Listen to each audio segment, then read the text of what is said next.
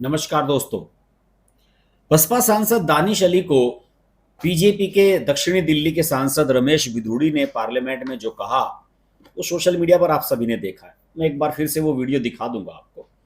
और बार बार मैं उस वीडियो को इसलिए भी नहीं दिखाना चाहता हूं कि हो सकता है कि कुछ समय के बाद यूट्यूब पर या दूसरे सोशल मीडिया नेटवर्क पर इस वीडियो को बैन कर दिया जाए, क्योंकि रमेश बिधूड़ी के इस बयान को संसद की कार्रवाई से हटा दिया गया है। तो हो सकता है कि इस आदेश दिया जाए कि इसको यूट्यूब से भी हटा दिया जाए या दूसरे सोशल मीडिया से हटा दिया जाए। लेकिन लोगों के दिलो दिमाग पर जो ये स्पीच रमेश बिधूड़ी की छप गई है, एकदम आ गई है दिमाग पर, उससे आप इनकार नहीं कर सकते कि रमेश बिधूड़ी ने क्या कहा था। हर लोगों को कंठस्थ याद हो गया है कि दानिश अली जो बसपा के अमरोहा से सांसद हैं, उत्तर प्रदेश के वेस्ट यूपी से, उनके बारे में क्या क्या उन्होंने कहा था। लेकिन एकदम से उस दिन देखने के बाद जो चीजें हुई थी, और मैंने पिछले लाइव में जब इस बारे में, जिस दिन ये घटना है उस दिन रात को मैंने इसी चैनल पर जब अपने डेली शो में इस बात पर चर्चा की थी, मैं जानता हूं कि मैंने हर पहलुओं पर उस पर विस्तार से चर्चा की थी। उस वीडियो को आप लोगों ने इतना पसंद किया, 4-5 लाख लोग अब तक उसको देख चुके हैं, बहुत वायरल हो रहा है वो वीडियो। और उसमें एनालिसिस मैंने रमेश बिधूड़ी के बारे में भी किया था कि रमेश बिधूड़ी की बैकग्राउंड क्या है, वो किन परिस्थितियों में बीजेपी के नेता बने, आरएसएस से आते हैं, उनकी पर्सनल छवि क्या है, उनके टिकट बदले जाने की चर्चाएं दिल्ली में चल रही हैं लंबे समय से। इन सब चीजों को मैंने उसमें बताया था। लेकिन एक पहलू मैं आज आपको ये दूसरी तरह का बताना चाहता हूं। निश्चित रूप से रमेश बिधूड़ी का बयान देखने के बाद तो सबको सहानुभूति दानिश अली से होती ही है, लेकिन दानिश अली के बारे में जो पार्लियामेंट के अंदर बैठे हुए उनके साथी सांसद हैं वो क्या कहते हैं, मैंने इस पर एक एनालिसिस करने की कोशिश की। मैं जब पिछला लाइव कर रहा था, जिस दिन बिधूड़ी वाला मामला हुआ था, तो उसी समय मेरे पास फोन आ रहा था केंद्रीय मंत्री और मुजफ्फरनगर जिले के वेस्ट यूपी के सांसद डॉक्टर संजीव बालियान का। मैंने उनका फोन काट दिया क्योंकि मैं उस समय लाइव था आपसे। बाद में मैंने कॉल बैक किया उन्हें, तो उन्होंने बताया कि वो प्रधानमंत्री जी के द्वारा जो दिल्ली के सरकारी कर्मचारियों ने जिन्होंने सहयोग किया ग्रुप 20 में, उनके सम्मान में आयोजित भोज में से निकल रहे थे, तो वो रास्ते में अपने सरकारी आवास पर जाते हुए मेरा वो लाइव देख रहे थे, और उन्हें शायद इस बात का पता नहीं था कि मैं उस समय लाइव था।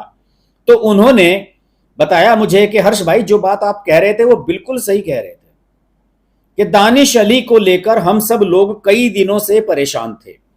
दानिश अली लगातार पार्लियामेंट में बोलते रहते हैं। किसी को जब भी कोई आपका सीनियर लीडर बोलेगा, भले ही प्रधानमंत्री बोल रहे हो, अमित शाह बोल रहे हो या कोई और बोल रहे हो, दानिश अली की टीका टिप्पणी लगातार जारी रहती है। और वो बहुत ही क्या कहना चाहिए कि अभद्र भाषा में, अमर्यादित भाषा में अपने शब्दों को इस्तेमाल करते हैं। डॉक्टर संजीव बालियान ने यह बताया कि उनके साथ रमेश बिधूड़ी बैठे हुए थे एक दिन पहले, जब स्मृति ईरानी स्पीच दे रही थी, उनसे 1-2 सीट पीछे हम लोग बैठे हुए थे। तो उस समय भी दानिश अली ने बहुत टिप्पणियां की थी। उन्होंने खुद, डॉक्टर संजीव बालियान ने उनको खुद कहा था कि भाई तुम शांत रहो, देखो बोलने दो सामने वाले को और बात न करो। उसके बाद बहसबाजी हुई।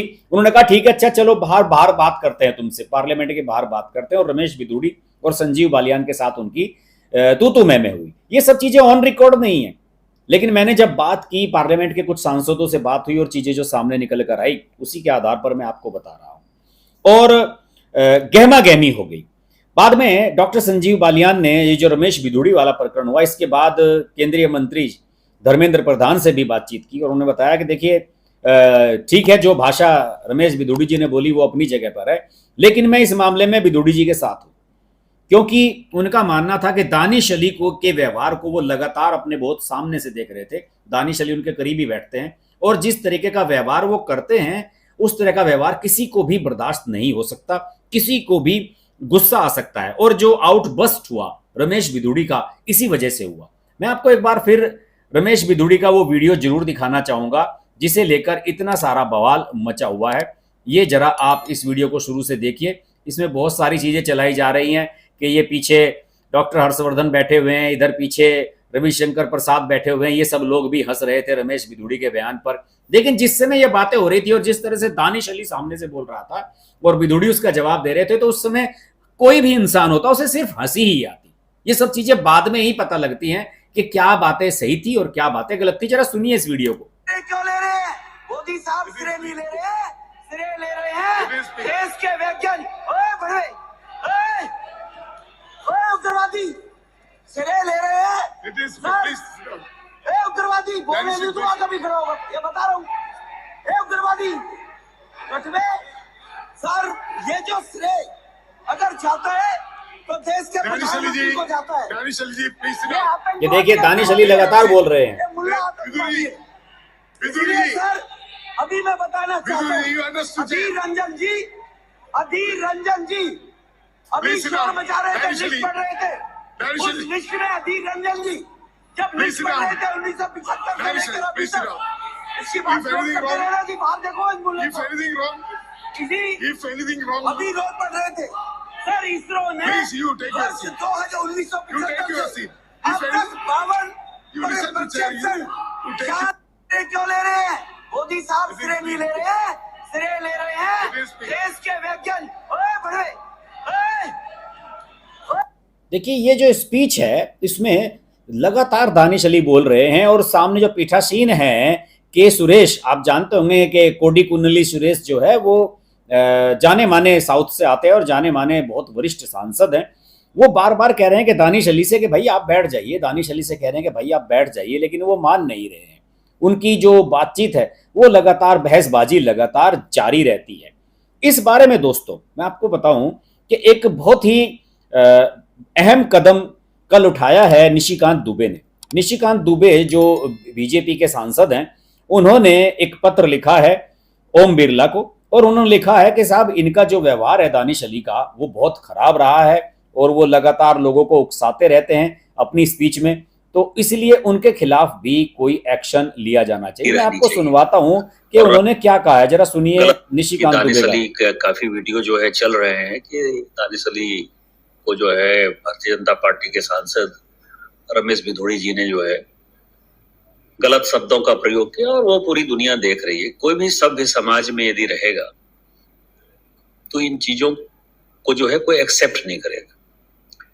मुझे लगता है कि प्रजातंत्र में विरोध करने के अपने महत्व हैं, लेकिन शब्दों की मर्यादा जो है वो बनी रहनी चाहिए। और रमेश भिदोड़ी जी ने जो शब्द उपयोग किया वो कहीं से भी एक्सेप्टेबल नहीं है, वो गलत शब्द है और इन शब्दों का प्रयोग जो भी करते हैं वो निंदनीय है। लेकिन उस दिन मैं सदन में खुद मौजूद था। मैंने माननीय लोकसभा के स्पीकर को कहा है, मैंने पत्र लिखा है और पत्र लिखकर कहा है कि जो चंद्रयान पर उस दिन डिस्कशन हुआ, माननीय राजनाथ सिंह जी ने जिस डिस्कशन को स्टार्ट किया, और आपको पता है कि भिदोड़ी जी की इस घटना के बाद माननीय राजनाथ सिंह जी ने खुद से माफी मांगी थी सदन से और कहा था कि इस तरह की बातें नहीं होनी चाहिए। वो बात खत्म हो गई थी, लेकिन आफ्टर थॉट के तौर पर जो है विपक्ष ने इस मुद्दे को जानबूझकर उठाने की कोशिश की। मैं खुद वहां मौजूद था और बार बार दानिश अली प्रधानमंत्री जी को नीच कह रहे थे। और यदि आप प्रधानमंत्री जी को, देश के इतने लोकप्रिय प्रधानमंत्री जी हैं, गरीब का बेटा हो गया तो आप उसको नीच कह दोगे? आप अपने नाम के पीछे यदि कुंवर दानिश अली लगाते हो, कुंवर का मतलब यदि राजा यदि आप हो गए तो आप अपने आप को किसी को भी जो है कीड़े मकोड़े समझोगे। और स्वाभाविक है कि हम भारतीय जनता पार्टी के लोग मोदी जी के कारण ही जीत कर आते हैं। मोदी जी हमारे नेता हैं तो हम जो है जीत कर आते हैं। जनता वोट मोदी जी को देती है। और कोई स्पीकर यदि बोल रहा है उसको बार बार प्रोवोक कर रहे हो, रमेश भिदोड़ी जी को प्रोवोक किया और उसमें भी आप प्रधानमंत्री जी को इस तरह से डेरोगेटरी रिमार्क्स के साथ प्रोवोक करोगे तो स्वाभाविक है कि वो प्रतिक्रिया होगी। तो मैंने स्पीकर साहब को कहा कि इसकी जांच कराइए। केवल इसकी ही जांच नहीं कराइए, आप ये देखिए कि चाहे वो रामायण हो, महाभारत हो, गीता हो, वेद हो, उपनिषद हो, हमारे लिए वो महत्वपूर्ण है। जो भी उसमें लिखी हुई बातें हैं वो मेरे लिए पत्थर के लकीर के समान है। कुरान में जो बातें लिखी हुई हैं वो मुसलमानों के लिए पत्थर के लकीर के समान है। बाइबल में जो बातें लिखी गई हैं वो क्रिश्चियंस के लिए जो है पत्थर के लकीर के समान है। और कुरान में क्या लिखी हुई है आज तक कोई चर्चा नहीं करता। चांद के बारे में उनकी एक अलग ओपिनियन है, साइंस का एक अलग ओपिनियन है, लेकिन उस पर चर्चा नहीं करता। उस दिन स्वागत राय कहते हैं कि पुष्पक विमान था ही नहीं, राम का एग्जिस्टेंस ही नहीं है। डीएमके वाले कहते हैं कि हम द्रविडियन हैं, कोई हिंदू धर्म ही नहीं है, कोई सनातन धर्म ही नहीं है, सेतु समुद्रम को आपने ये कर दिया, कोई उसको कीड़ा कह रहा है, कोई मकोड़ा कह रहा है, कोई हेड से तुलना कर रहा है। तो सवाल यह है, मैंने ये कहा कि इसके साथ साथ उस दिन जितनी भी स्पीचेज हुई हैं, चाहे सौगत राय की हुई हो, जिसने कि राम के टीएमसी के सांसद ने राम के एग्जिस्टेंस को नकारने की कोशिश की, चाहे डीएमके के सांसद हो, इन सबों के लिए एक इंक्वायरी कमेटी बिठाई है कि फाइनली इस तरह की भाषा की गरिमा किसने गिराई। अभी मैंने ट्वीट देखा कि दानिश अली ये कह रहा है कि हमने कहा कि प्रधानमंत्री जी के बारे में विधोड़ी ऐसा क्यों बात बोल रहा है, उसको एक्सपंज करना चाहिए। तो मैं जो बातें कह रहा था उस बात को दानिश अली ने एक्सेप्ट कर लिया कि प्रधानमंत्री जी को उसने नीच कहा। और आपको ध्यान है कि जो गरीब पिछड़े जाति के लोग हैं, मोदी जी के ऊपर डेरोगेटरी शब्द का रिमार्क करके, और मैं सावरकर नहीं हूं और माफी नहीं मांगूंगा, राहुल गांधी जी को सजा हो गई। आज तक उन्होंने मोदी समाज से माफी नहीं मांगी, इसलिए दोनों जो है गलबैया डालने के लिए कल राहुल गांधी जी गए। इसके अलावा आप जिस किसी भी सांसद से पूछेंगे, आज रवि किशन जी ने मुझे फोन किया था गोरखपुर से, और रवि किशन जी ने कहा कि भैया आपको ध्यान है कि जब पॉपुलेशन कंट्रोल पर हम बात कर रहे थे तो मेरे ऊपर, मेरे पत्नी के ऊपर, मेरे बच्चों के ऊपर उसने डेरोगेटरी रिमार्क किया कि तुमको तो 4 बच्चे हैं और कहां होंगे। तो आप ये समझें कि दानिश अली और इस तरह के जो कांग्रेस के लोग हैं, टीएमसी के लोग हैं, या जो भी डीएमके के लोग हैं, ये सभी हैबिचुअल ऑफेंडर हैं और ये घटिया बातें करके भारतीय जनता पार्टी के सांसद को प्रवोक करते हैं। और भारतीय जनता पार्टी से ऊपर उठकर सदन की जो गरिमा रही है, जिस सदन में पंडित नेहरू से लेके इंदिरा जी तक, अटल बिहारी वाजपेयी जी से लेके राजेंद्र प्रसाद जी तक का जो है एक बड़ा योगदान रहा है, सरदार पटेल से लेके श्यामा प्रसाद मुखर्जी जी की जो गरिमा रही है, मधुलिमी, जॉर्ज फर्नांडिस, चंद्रशेखर जी, सोमनाथ चटर्जी जी, सारे पॉलिटिकल पार्टी के जो स्टॉलवर्ट्स जिन्होंने कि संविधान को बनाने में, लोकसभा को बनाने में, राज्यसभा की गरिमा को बढ़ाने में काम किया, उसमें आज की डेट में ये दानिश अली जी जैसे लोग, सौगत राय जैसे लोग, डीएमके के लोग, इस तरह के लोग इसकी गरिमा गिरा रहे हैं। और इसकी एक इंक्वायरी बैठनी चाहिए लोकसभा स्पीकर से, और सबों को जो भी कार्रवाई हो वो सर्वसम्मति से पूरा करना चाहिए। देखिए, निशिकांत दुबे के इस बयान से मुझे लगता है कि काफी कुछ चीजें स्पष्ट हो गई हैं। उन्होंने साफ तौर पर बता दिया। देखिए, रवि किशन का उन्होंने उदाहरण दिया कि किस तरीके से रवि किशन ने उन्हें फोन करके कहा कि साहब मेरी फैमिली के बारे में दानिश अली ने क्या कहा था कि आपको और कितने बच्चे हो सकते हैं। ये सब बातें हैं। और देखिए, दानिश अली की आदत है कि जब भी कोई बीजेपी का सांसद अच्छी स्पीच देता है तो दानिश अली लगातार टोकते रहते हैं। अब अभी बताया निशिकांत दुबे ने, उन्होंने अपने पत्र में भी लिखा है कि उन्होंने बार बार नीच को नीच नहीं तो क्या कहेंगे, प्रधानमंत्री मोदी के लिए इस तरह के शब्द इस्तेमाल किए। क्या ये असंसदीय भाषा नहीं है? क्या ये व्यवहार उनका एक्सेप्टेबल है, स्वीकार्य है? इसके अलावा मैं आपको पहले भी वीडियो दिखा चुका हूं कि जहां से ये आते हैं अमरोहा, वहां पर रेलवे स्टेशन पर अमृत भारत रेल स्टेशन योजना का वर्चुअल माध्यम से उद्घाटन हो रहा था और उसमें बीजेपी के कुछ कार्यकर्ताओं ने भारत माता की जय के नारे लगाए थे। इन्होंने माइक छीन लिया था वहां वक्ताओं से और उनसे कहा था कि आप भारत माता की जय के नारे नहीं लगा सकते क्योंकि ये केंद्र सरकार का कार्यक्रम है। केंद्र सरकार के कार्यक्रम में भारत माता की जय नारे लगाने में किसने बैन किया है? लाल किले के प्राचीर से हमारे देश के प्रधानमंत्री भारत माता की जय का नारा लगाते हैं। केवल मोदी जी नहीं, इंदिरा गांधी भी लगाया करती थी, राजीव गांधी भी लगाया करते थे, सब लोग लगाते हैं। तो इसमें क्या दिक्कत हो रही है इन लोगों को? सब लोगों ने लगाए हैं इस तरह के नारे। ये इस तरह की बात करते हैं और टीपू सुल्तान के मकबरे पर चले जाते हैं, वहां पर जाकर ये कहते हैं कि मैं तो टीपू सुल्तान का वंशज हूं, वो तो स्वतंत्रता सेनानी थे, देश के पहले स्वतंत्रता सेनानी था टीपू सुल्तान। इस तरह की बात है। प्रधानमंत्री को नीच वाली बात तो मैंने आपको बताई, खुद को बताइए टीपू सुल्तान का वंशज बजाते हैं। ऐसे दगाबाजों का वंशज आप अपने आप को बताकर क्या गौरव आप महसूस करना चाहते हैं? और देखिए बयानों की क्या बात है। मैं तो ये तो पार्लियामेंट में विधोड़ी जी ने बयान दिया। अभी जो उदय भान है, हरियाणा कांग्रेस के जो अध्यक्ष हैं, उन्होंने मोदी जी के बारे में क्या क्या कहा है आप सोशल मीडिया पर देख सकते हैं। इतना गलत भाषा बोले हैं कि उसका मैं यहाँ पर जिक्र भी नहीं कर सकता। उदयनिधि स्टालिन ने सनातन धर्म के बारे में क्या कहा आप सब लोग जानते ही हैं। और अभी स्वामी प्रसाद मौर्य समाजवादी पार्टी के जो नेता हैं, एमएलसी, और पहले योगी सरकार में रहे थे और पार्टी छोड़कर चले गए थे, चुनाव हार गए थे इस बार समाजवादी पार्टी के टिकट पर। उसके बाद उन्हें अखिलेश ने एमएलसी बनवा दिया। वो भी कह रहे हैं कि जो भारत में मस्जिदें तोड़कर मंदिरें तोड़कर मस्जिद बनाई गई, लेकिन मठों को तोड़कर मंदिर बनाए गए थे। बताइए, उनकी अतार्किक बातों को कौन एक्सेप्ट कर सकता है? मैं आपको स्वामी प्रसाद मौर्य का वो वीडियो भी जरूर दिखाना चाहूंगा, आप जरा देखिएगा। उनकी बेहुदगी और उनकी कम बुद्धि की जो बातें हैं, जरा समझने की कोशिश कीजिएगा कि वो किस तरह की बातें कर रहे हैं। मुझे तो समझ में नहीं आता कि इन लोगों को ये ज्ञान हुआ कहां से। और देखिए स्वामी प्रसाद मौर्य के खिलाफ धरना प्रदर्शन होने लगा है। ये देखिए जरा स्वामी प्रसाद मौर्य को सुनिए ये क्या कह रहे हैं।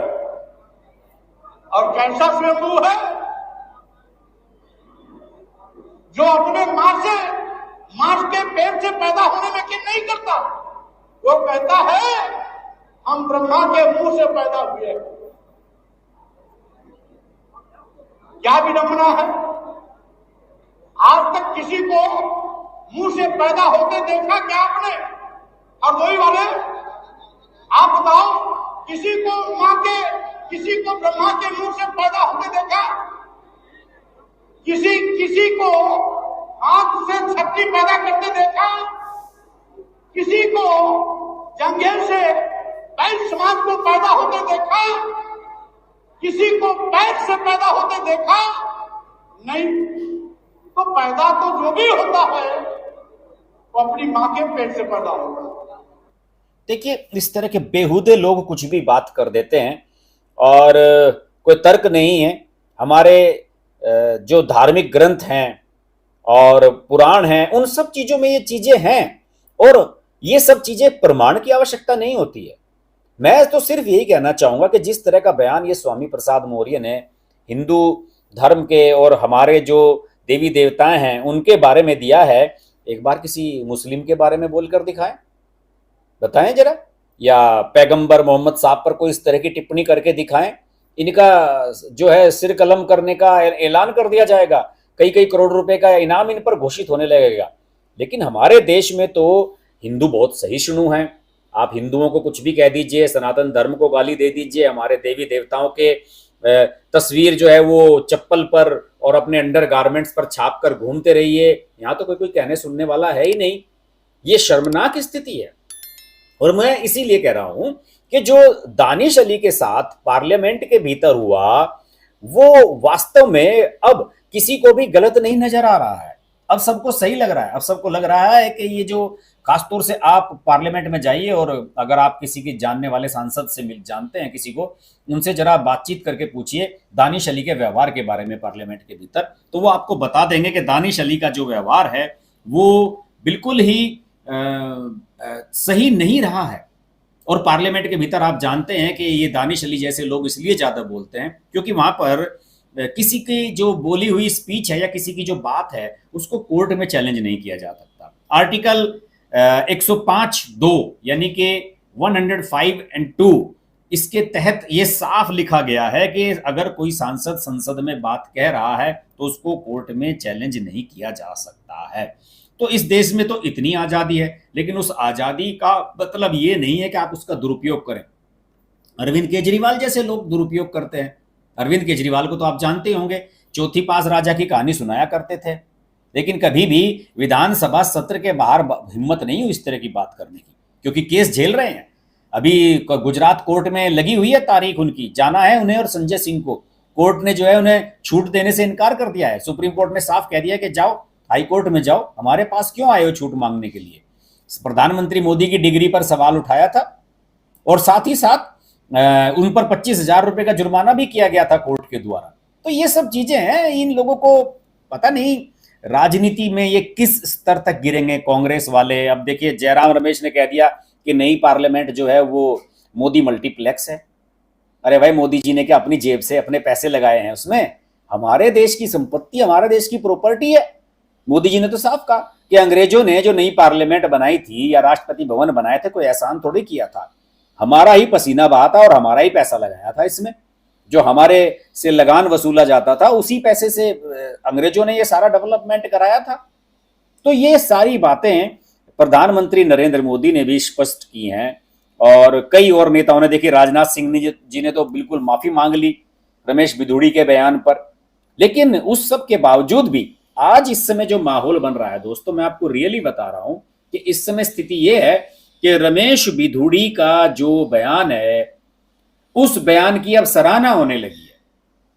राहुल गांधी दौड़े दौड़े चले गए मिलने के लिए। और बताऊं, दानिश अली से भी अब किसी को सहानुभूति नहीं दी। उनकी पार्टी की जो नेता है मायावती, उन्होंने एक ट्वीट किया कि साहब ये सही नहीं है और ओम बिरला को रमेश बिधूड़ी के खिलाफ कार्रवाई करनी चाहिए। वो भी शांत बैठ गई है क्योंकि वो जानते हैं कि दानिश अली दगाबाज है।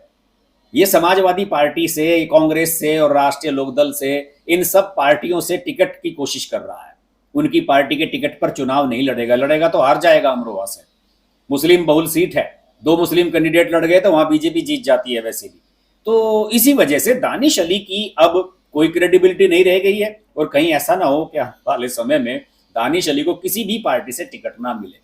इस तरह के व्यवहारिक रूप से खराब आदमी को कोई अपनी पार्टी में रखना नहीं चाहता है। इन्होंने जयंत चौधरी से संपर्क किया, अखिलेश यादव से मिल आए हैं, लेकिन अभी तक किसी ने टिकट का आश्वासन नहीं दिया। राहुल गांधी तो चले जाते हैं जप्फी पाने के लिए भागे भागे कि भाई मुसलमान है, मुसलमान है, मुसलमानों के वोट दिलवा देगा। वायनाड में भी शायद इनके लिए प्रचार कराएगा दानिश अली जाकर, लेकिन वो भूल जाते हैं कि कांग्रेस के टिकट पर दानिश अली को 5000 भी वोट नहीं मिलेंगे अमरोहा में, कोई वोट नहीं देगा इनको। तो चीजें एक्सपोज हो रही हैं और मुझे लग रहा है कि सब चीजें सामने आ रही हैं और जहां तक मुझे लगता है कि बिधूड़ी के खिलाफ कोई बड़ा एक्शन अभी नहीं होने जा रहा है।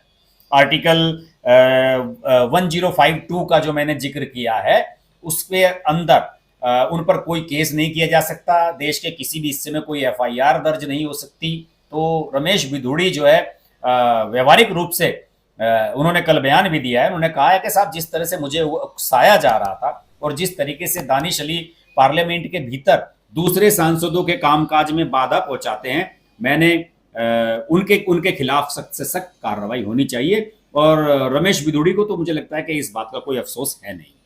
खैर देखते हैं इसमें कार्रवाई क्या होती है और इसमें यह भी देखते हैं कि दानिश अली का राजनीतिक फ्यूचर क्या बनता है।